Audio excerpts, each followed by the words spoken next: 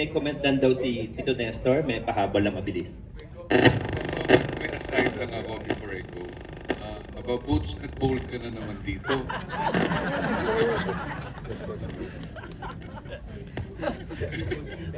Yeah.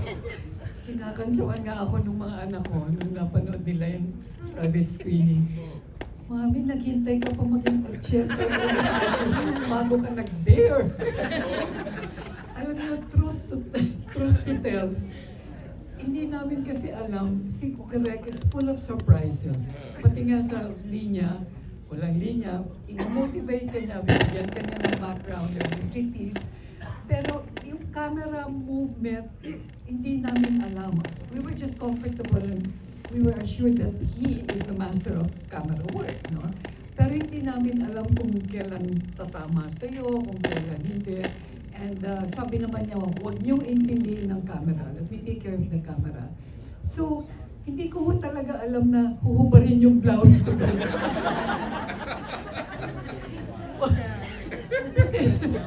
Buti na lang sports bra ko. Nakakulay pa, no? Pero syempre, hindi naman ako makareklamo kasi hinihingi ng eksena.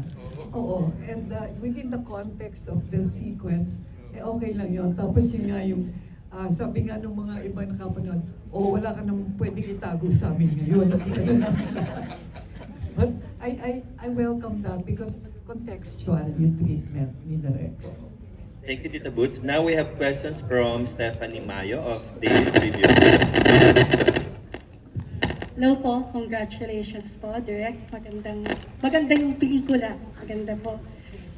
Kahit sino pong gustong sumagot, which moment in the movie stayed with you the most? Or what scene made you feel most proud after watching it?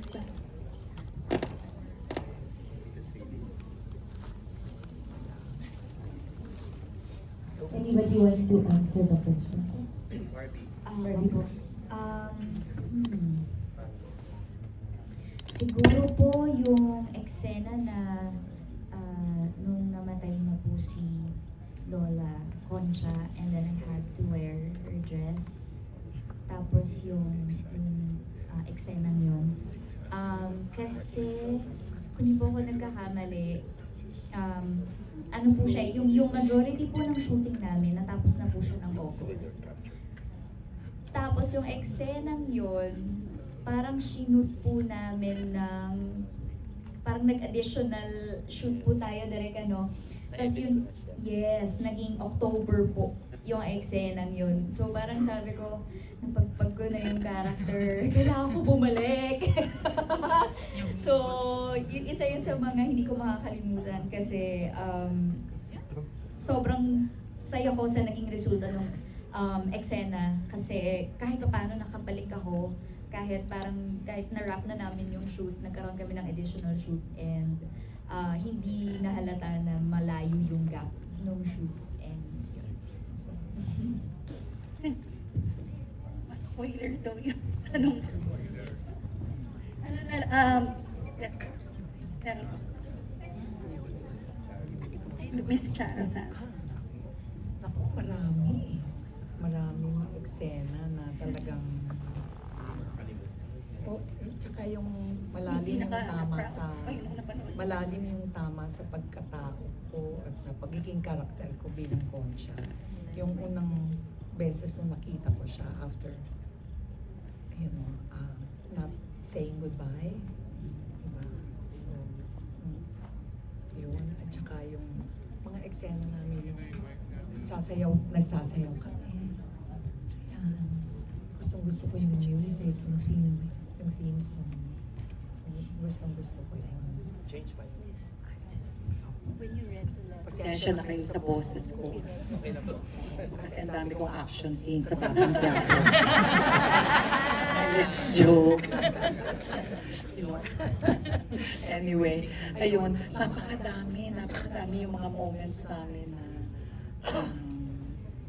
kahit na hindi nagsasalita, kahit na walang dialogue, nararamdaman mo yung deep love ko para kay Catherine. Na mahal ko siya.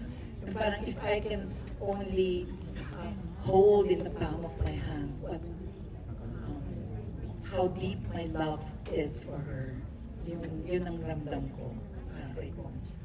Yung mga eksena ganun. So, hanggang ngayon, nararamdaman ko. Ma'am Boss? Thank you, Charo. Napakarami po mga memorable na eksena dito. Pero ang isang umantig talaga sa puso't damdamin ko ay yung bandang ending na parang it's such an irony. Barbie lost her grandmother, her newly acquired grandmother, in her loss of these two who she loved and served most. Nahanap niya yung sarili niya. It was in the loss that she found herself. And this we understand through the dialogue of Eric Kison. Ang ganda-ganda ng mga linya ni Eric Kison sa bandang huli. And it registered so well, of course dahil sa acting ni Barbie, sa delivery ni Eric. Parang nagkaroon ng closure yung pelikula because of that scene. Yeah. So, alam niyo, nung the power of editing, ano, di ba, Charo? Nung ginagawa namin po ito, iniisip ko, paano kaya bubuuin ni Direk itong pelikula? Walang script, of course, may treatment siya. Siyempre, binibigyan niya kami ng motivation, inidescribe niya yung eksena. Pero naisip ko, paano kaya, yun po, no, the power of editing and the power of the narrative, pag napanood mo palang ganito, talagang, wow. And it's such a quiet film. Wala pong murahan, walang sampalan, di ba? Walang sex scene. Merong nagtanong sa akin nung una, when they found out that Charo and I were going to do an LGBT issue role, no? Merong nagtanong sa akin, di pa paano, if I may excuse my French, I'll use their word, meron ba kayong laplapan dyan? Kung alam ko ano ibig sabihin ng laplapan, I had to ask what. So, ang ganda ng pagka-handle ni Direk noon, di ba? Even when it was present doon sa dalawang bata, ang ganda ng pagka-handle niya. Hindi ka kikilabutan, hindi ka mandidire, hindi ka mangingime. It just flowed so naturally with the love of the two. Congrats, Direk, for that. Thank you. Last question po for Ms. Angel Aquino. What kind of conversations do you hope this movie starts among audience? Na this kind of love has been present since love even came. You know, I mean, the concept of love was ever ano ba, na naramdaman natin ang pagmamahal. Siguro yung ganitong klaseng pagmamahal, the love between Concha and Catherine has already been there. Alam mo yun? So, hindi siya ngayon lang na porke maraming lumalabas at nagsasalita about this kind of love. Hindi siya rampant ngayon dahil lang it's tolerated. But back then, maski hindi siya tanggap ng tao, ng society, even themselves siguro, may nakakaramdam na ng ganitong pagmamahal. So, I just feel, I wish that people would have, you know, katulad ng nung pinanood nila ito, sana palayain rin nila yung pag-iisip nila at yung mga puso nila sa ganitong klaseng pagmamahal. Although, it's really good to know that it's more accepted now, it's talked about, and I think that everyone is slowly starting to get the respect of more people, you know. So, it's nice to have films like this that empower people who love differently, if you wanna put it that way. Alright, thank you so much, Ms. Angel Aquino. Next question, Tito Mel. Ms. Kate Alahar. My question is for Barbie, Miss Charo, Miss Boots. Would you say it's easier to do a movie without having to memorize your lines? No. No. Barbie first, Barbie.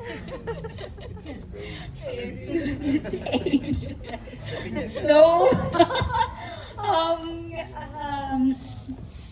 Hindi po siya madali dahil parang ito yata ang aking only project na wala pong script. Outline, yes, meron po.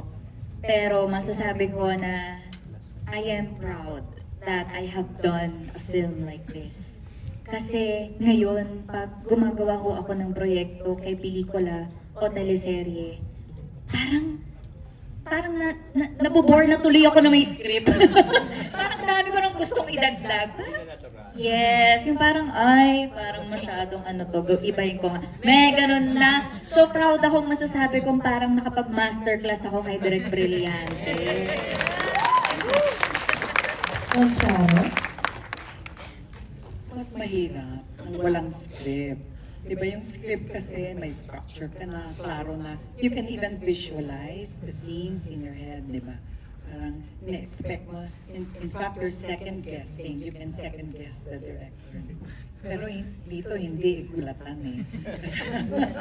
Kaya you have to be on your toes. You really have to understand and know your character really well, and the relationship of your character with the rest of the character in the context of the narrative. Dapat klaro talaga sa iyo yun. There's a lot of candor also that's expected of you as a performer kasi yung totoo mong parang yung acting na being, di ba? Yung hindi mo pinag-aaralan, hindi mo pinaplano, pero dapat kilala mo. Tama ba yun? Yes. Oo, yung ganun eh. Hindi mo na, pag may script kasi pwedeng, okay, galit siya dito. Ito, go with the flow. Di ba, this is the scene. Ito ang nararamdaman ni Concha, ito yung sinabi ni Concha, ito ang sinabi ni Catherine. Hindi mo rin alam ang gagawin ng mga co-stars mo eh. Oh, so natural ang reaction mo. Kung binuhusan ka ng tubig, nabigla na hindi mo pinapractice pag script kasi talaga nandun lahat. O, di ready ka, nabubuhusan ka ng tubig, di ba? So really, you really go with the flow. There's a lot of intuitive kind of acting that is required by Direk Brillante. Thank you. At saka in trust in your director and trust in yourself.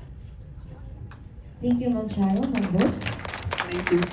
I concur with what they said. And to add to that, makikita nyo siguro sa mga eksena that there was freshness, there was rawness. Kasi tama yung sabi ni Direk Brillante, do not think, do not overthink, especially because magiging strain ang acting nyo. Kaya pati rehearsals, isang rehearsal lang siya, yun na yun. Kasi kung para fresh po yung dating ng eksena. So, we want to thank Direk for that. It's an innovative approach to us. And you want to say anything? Sir Albert and Miss More than anything, I'm so happy and to be part of this project. I've been wanting, I've been dreaming, I've been praying to work with Direk Brillantes for the longest time. To a point wherein, pinrent ko siya sa Facebook. So, hi Direk, si Albert Tuto. Because I really wanted to work with him. And then one day, I got a call. It says, Brillantes Mendoza. I just couldn't express my happiness. Finally, I'm gonna go get to work with our, what term should I use? Not icon, but a legend. World renowned. World renowned. Now, I'm part of it. Although, ang feeling namin ni Angel is para kami nag-audition in this movie. And we're very thankful that we were included. And kahit yung small part na binigay sa amin. And we were so blessed to be part of it. Thank you so much. Round of applause for Direk Brillante Mendoza, everybody. we're down to the last two sets of questions. Colleen, on your